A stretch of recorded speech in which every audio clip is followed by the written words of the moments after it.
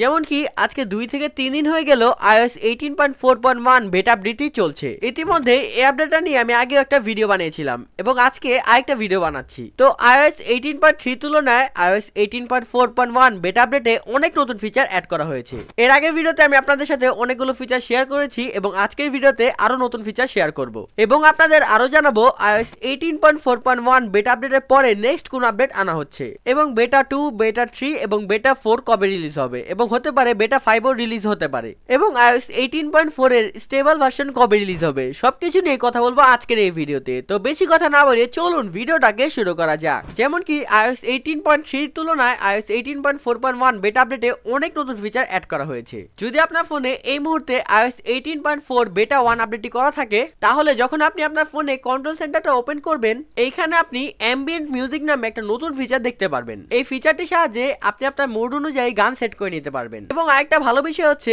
এখান থেকে আপনি মিউজিক প্লে করার জন্য অ্যাপেল থেকে কোনো মিউজিক পারচেজ করতে হবে না। আপনি আপনার ফোনে যে কোনো মিউজিকই এখান থেকে প্লে করতে পারবেন। দ্বিতীয়ত কন্ট্রোল প্যানেলে আরেকটা চেঞ্জেস দেখতে পারবেন, সেটা হচ্ছে আপনার ব্রাইটনেস অপশনে। iOS 18.4 বেটা আপডেটটি দেওয়ার আগে আমাদের ফোনে ব্রাইটনেস আগে আমরা যখন বাড়াতাম এবং কমাতাম ব্রাইটনেস অপশনে কোনো রকম চেঞ্জ হতো না, কিন্তু iOS 18.4 বেটা আপডেটটি দেওয়ার পরে আমাদের ফোনে ব্রাইটনেস যখন আমরা বাড়াবো এবং কমাবো আমাদের ব্রাইটনেস অপশনে যে সান আইকন আছে সেটা ব্রাইটনেসের সাথে কমবে এবং বাড়বে। এরপর আপনারা যে চেঞ্জেসটা দেখতে পারবেন সেটা হচ্ছে সিরির অপশনে। এই আপডেটটি দেওয়ার পর আপনারা সিরির মধ্যে আরো কিছু ভয়েস দেখতে পারবেন, আমেরিকান, ব্রিটিশ, অস্ট্রেলিয়ান নানান ভয়েস দেখতে পারবেন। এরও বাইরে আরো অনেক নতুন ফিচার অ্যাড করা হয়েছে। তো এখন কথা বলা যাক নেক্সট কোন আপডেট আসবে এবং কবে আসবে এবং iOS 18.4 এর স্টেবল ভার্সন আপডেটটা কবে আসবে। তো আশা করা যাচ্ছে iOS 18.4 বেটা 2 আপডেটটি 27 বা 28 তারিখে দেওয়া হবে এবং তা যদি না হয় আপনি মার্চের 3 তারিখে iOS 18.4 বেটা 2 আপডেটটি পেয়ে যাবেন এবং তারপর আস্তে আস্তে বেটা 3, বেটা 4 এবং হতে পারে বেটা 5 আপডেটটিও আসতে পারে। আর কথা যদি বলি